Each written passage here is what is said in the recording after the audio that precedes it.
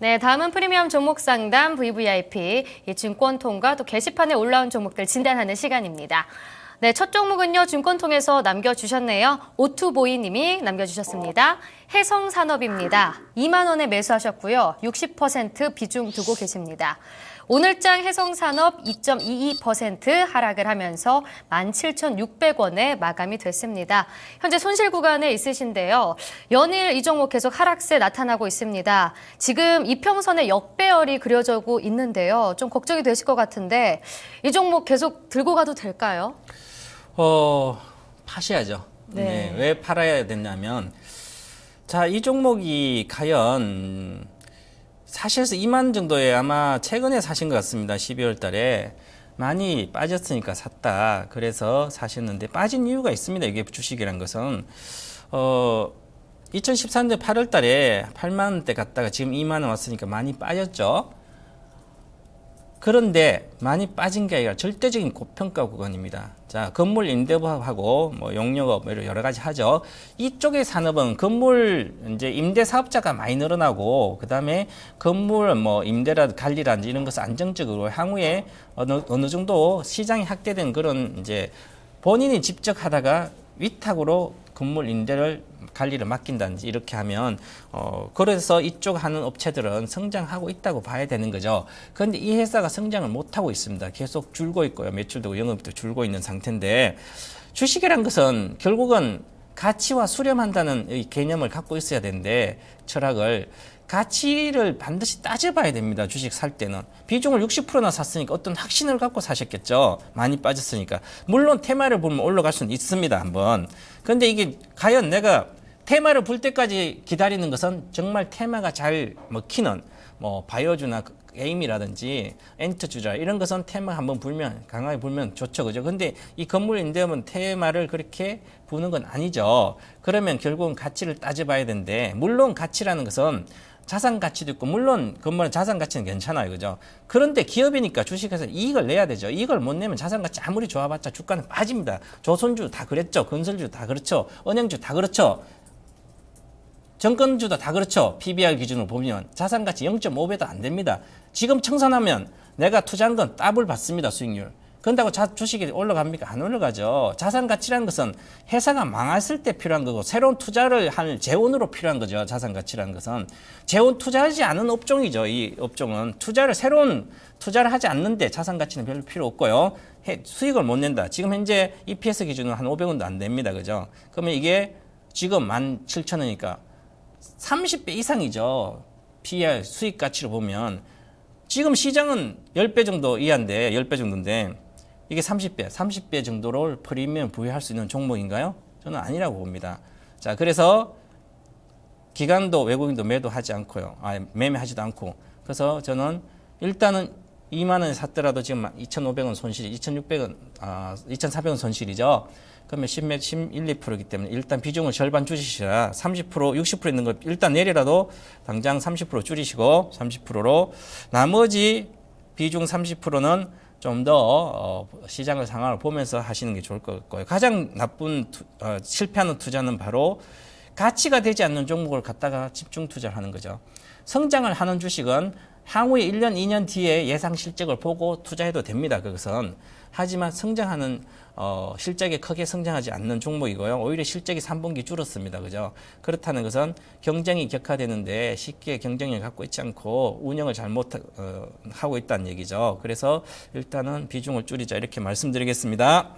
네, 잘 들었습니다. 해성산업에 대해서 비중 축소 의견 제시해 주셨습니다. 다음 종목도 진단해 드리겠습니다. 하나둘 너희님이 게시판에 남겨주셨습니다. 종근당 바이오고요. 25,300원에 매수하셨습니다. 20% 비중을 두고 계시는데요. 종근당 바이오 오늘장에서 5.12% 하락을 하면서 28,700원에 마감이 됐습니다. 현재 그래도 수익 구간에 계신데요. 매수는 꽤 잘 들어가신 것 같은데 이 기술 수출 재료로 종근당 바이오가 최근에 많이 올랐었죠. 하지만 오늘은 또 빠졌습니다. 언제까지 좀 가져가야 하는지 궁금하실 것 같아요. 네, 일단 어디까지 가져가는 것은 시장 상황을 보면서 이제 기법상으로 해야 되는데요. 자, 종근당은 오늘 이제 포합으로 끝났죠, 그죠? 그게 양봉이고, 그리고 이 종건당 바이오는 현 상태에서 지금 원봉을 줬죠. 그렇다는 건 훨씬 더 약하죠. 그럼 종건당을 사시지, 아마 사신 게 어저께 사신 것 같은데, 종건당 어제? 그저께 사셨네요. 그 전에 사셨네, 그죠? 수익이 2만 5천 수익이 많이 나 있는 상태네, 그죠?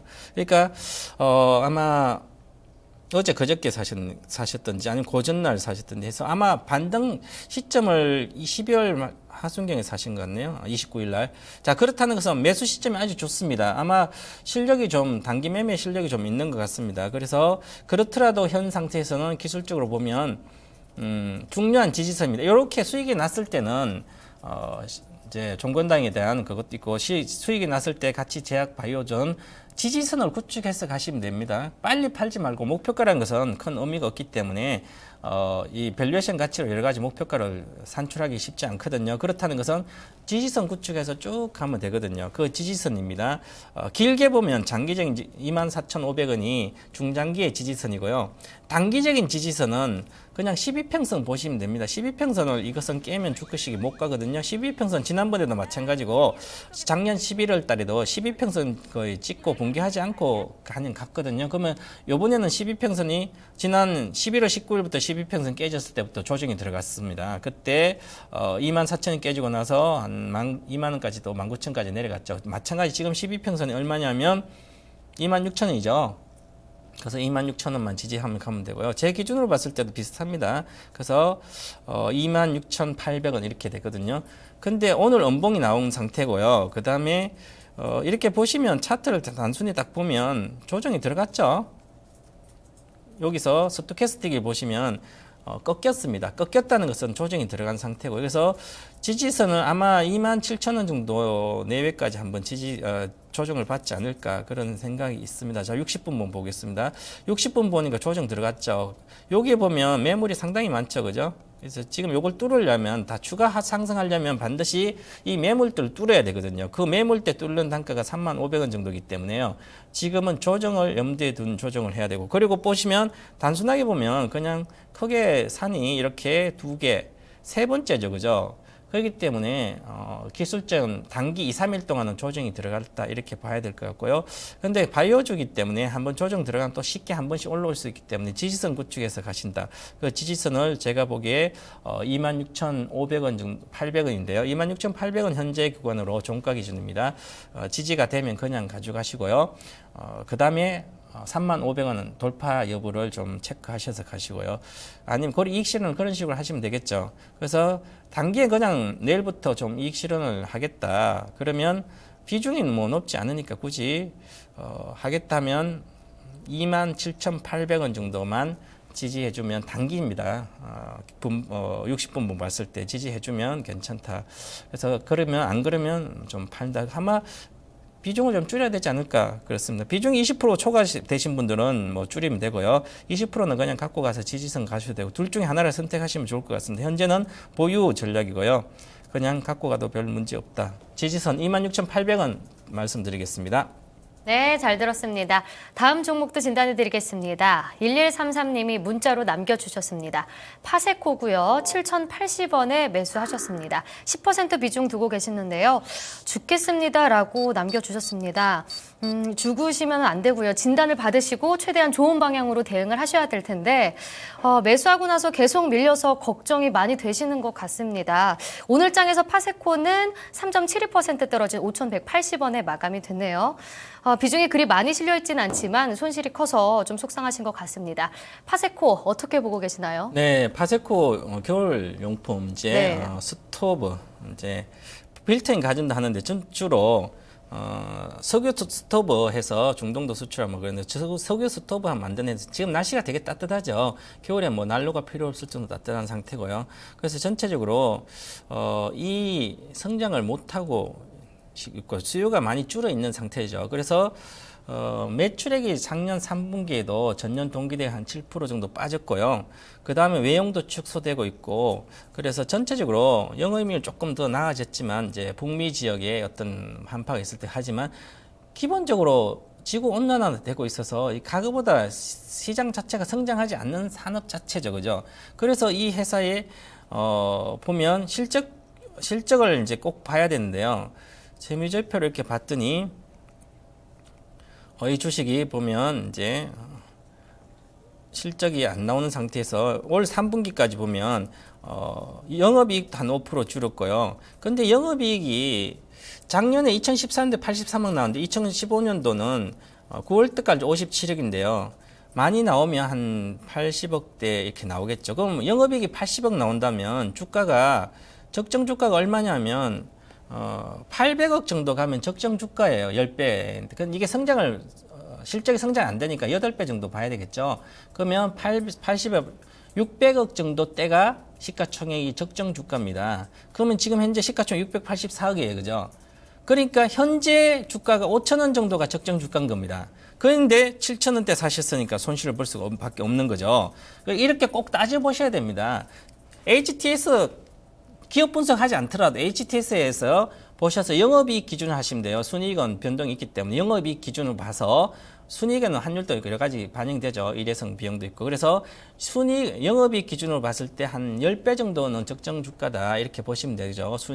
영업이익의 10배 시가총액을 보면 단순히. 그러면 이것은 현재의 적정 주가인 거예요. 그 7,080원에 10% 사가지고.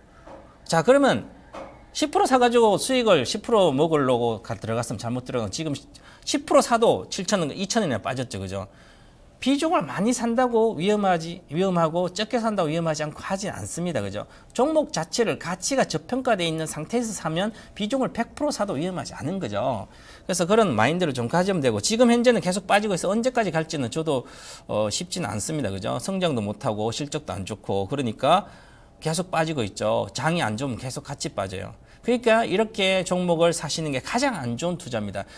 사시려면 성장주 사셔야 되죠. 만약에 물려도 같이 손실 나도 실적이 아주 좋아지는 성장 산업 쪽에 사시면 기다리면 다 올라갑니다. 그죠? 근데 이것은 산업 자체가 그러기 때문에 쉽지 않다. 이렇게 보고요. 지금은 굳이 많이 빠졌기 때문에 여기서 손절은 의미가 없고 그러면 제가 이제 여기서 10%밖에 비중 안 되니까 10%더 추가 매수해서 5,000원에 사가지고 7,000원에 샀으니까 비중 추가로 수량만 사면 6,000원 정도 단가가 되니까 그때 가면 팔자. 저는 그렇게 권하지 않습니다. 그 10% 추가할 수 있는 자금 가지고 새로운 종목 사시면 성장하는 산업, 오히려 전기차 관련된 산업도 사서 물리는 게 훨씬 더 남습니다. 예를 들어서 물린다 하더라도. 자, 이렇게 말씀드리고 일단 매도 지금 현재는 보유하시고요. 목표가는 6,000원 정도 드리겠습니다. 네, 잘 들었습니다. 잘 대응을 하셨으면 좋겠고요. 다음 종목도 진단해 드리겠습니다. 요리황 비용님이 남겨주셨습니다. 삼성증권이고요. 5만 원에 매수하셔서 20% 비중 두고 계십니다. 네, 오늘장 삼성증권은 2.34% 떨어지면서 39,700원에 마감이 됐습니다. 이 종목도 현재 이평선 역배열이 나타나고 있습니다. 최근 들어서 계속 하락세가 나타나고 있는데 꽤 고점에서 잡으신 것 같아요.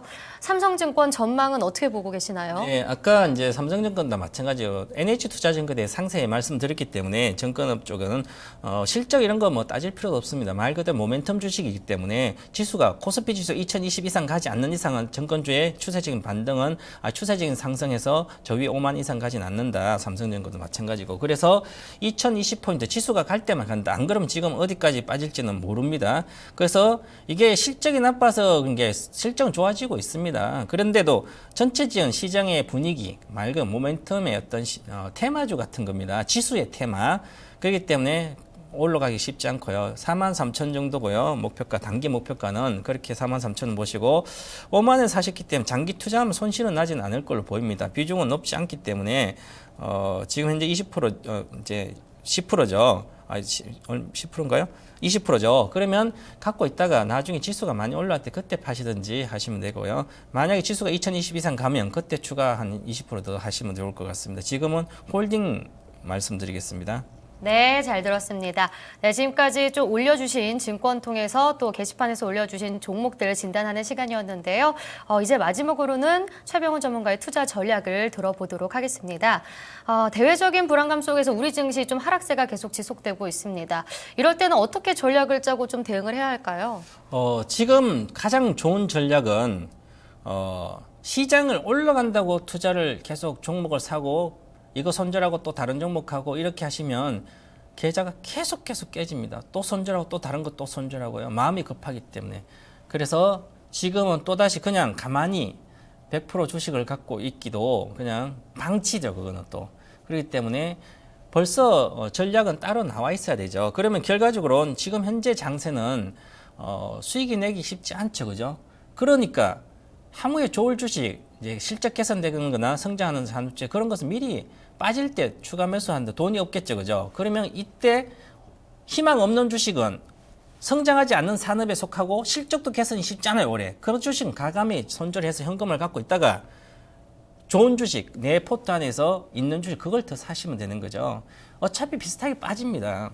그래서 그런 식으로 해야 될 거예요. 지금 유가가 급락하고 있기 때문에 유가가 결국은 2008년도 금융위기 때만큼의 위로 빠지고 있죠. 분기에. 그러면 하락이 좀 나온다는 얘기죠. 그리고 특히 상품 시장이 불안하기 때문에 글로벌 시장 자체에 상품 원자재 수출국은 더 힘들어지고 있고요. 그리고 이 상품 시장이 급락하고 유가도 급락한 가장 큰 원인은 중국의 경제 성장이 지금 안 되고 있고요. 중국의 제조업이 쉽지 않죠. 여기저기 작은 공장이 부도나고 있는 상태에서 공장이 어디로 갔냐면 베트남으로 갔습니다. 주로 많이 가고 있죠. 그러면 베트남의 성장이 많이 하고 있습니다. 그러면 베트남에 공장이 있는 데들은 괜찮다는 거죠. 그만큼은 중국 자체는 경제 지표가 좋아지진 않는다는 얘기입니다. 자, 그래서 이렇게 유가 하락세는 좀 이어진다. 그러니까 뭐 저는 유가도 뭐 30달러 정도를 깨더라도 28달러가 가장 저가 안 깰 수도 있을 것 같습니다. 자, 그래서 그 정도 이제는 악재는 마무리 단계로 들어간다 이렇게 보고요. 이달 중에 이달 월 하순부터는 오히려 지수가 좀 반등할 영역으로 본다 이렇게 보고 있고요. 그래서 너무 현재는 나쁜 주식만 손절하고 좋은 주식은 오히려 더 살려고 고민을 해야 될 것 같고요. 그리고 코스피 주봉과 월봉을 보면 박스권 다 붕괴한 상태입니다. 1935포인트, 40포인트. 그래서 하단을 붕괴했기 때문에 어디까지 빠질지는 좀 더 글로벌 시장에 달려있겠죠. 그런데 글로벌 시장 중에 가장 중요한 미국이 지금 추세적으로 하락의 위험이 상당히 있습니다. 그래서 미국이 경제 지표로 보면 금리 인상을 하지 말아야 되는데 신뢰도라든지 어떤 선제적인 대응을 위해서 했기 때문에 그에 대한 충격이 생각보다 시장에 크게 반영이 되고 있다 이렇게 봐야 될 것 같고요. 오히려 금리 인상이 아니라 금리 인하를 할 정도로 경제 지표가 안 좋아지고 있습니다. 제조업 지표도 50 이하로 가고 있고요. 그래서 글로벌 경제가 지금 1분기 때 1, 2, 3월 달에는 오히려 위험에 노출돼 있다 이렇게 봐야 될 것 같고요. 그래서 리스크 관리를 반드시 치중을 하시라 이렇게 말씀드리고요.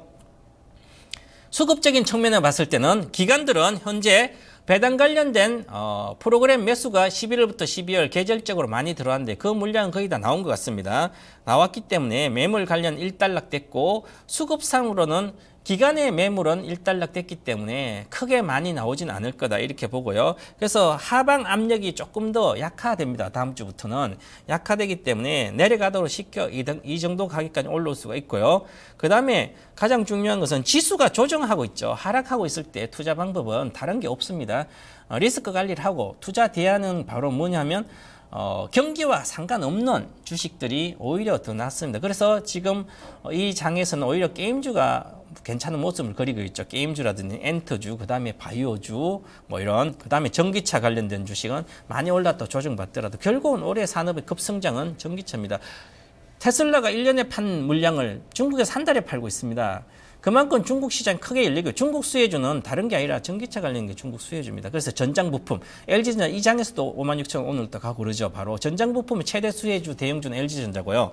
그 다음에 전기차 관련된 중소형 주제 실적이 받쳐주는 등은 내려갈 때 오히려 더 사야 되는 것이고요. 그 다음에 개별적으로 실적이 개선되는 종목들은 겁내지 마시고 오히려 실적 안 좋은 주식을 팔아서 더 사시면 된다. 이렇게 해서 좀 더 길게 보시면 다시 장은 올라갈 것이니까 그렇게 투자를 하시면 성공을 하시고 너무 한 달 한 달에 성과에 집중하지 마시고 연간 목표가 있으면 그 목표에 집중하셔서 하시면 연간 수익률 뭐 30%, 50% 쉽게 낼 수가 있습니다. 그렇게 투자를 좀 집중을 하시고요. 장이 안 좋을수록 종목을 깔아놓으면 안 됩니다. 20%씩 10%씩. 장이 안 좋으면 현금을 한 30% 있든지 그래서 좋은 종목 다시 내려가면 사고 그런 식으로 해서 종목을 선택과 집중을 꼭 하셔야만 이 장에서 리스크 관리가 된다. 이렇게 말씀드리겠습니다.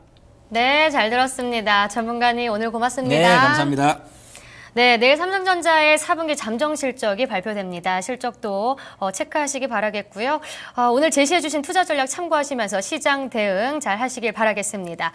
또 포트폴리오 진단을 받고 싶다 하시는 분들 저희에게 부담 없이 전화를 주시면 되는데요. 02-2128-3388로 전화 주시면 진단을 받으실 수 있습니다. 많은 참여 부탁드리고요. 저는 또 내일 이 시간에 찾아뵙도록 하겠습니다. 시청해주신 여러분 모두 고맙습니다.